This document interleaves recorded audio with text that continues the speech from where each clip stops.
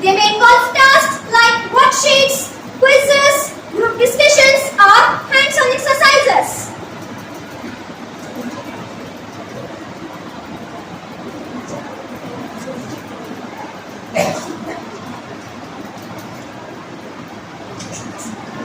Of students' autonomy and independence.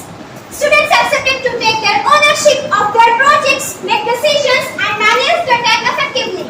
Whereas activities are often more structured and may involve more guidance and direction from the teacher.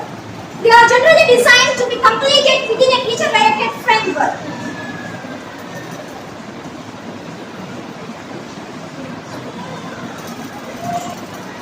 Now, assessment. Projects are frequently assessed holistically, taking into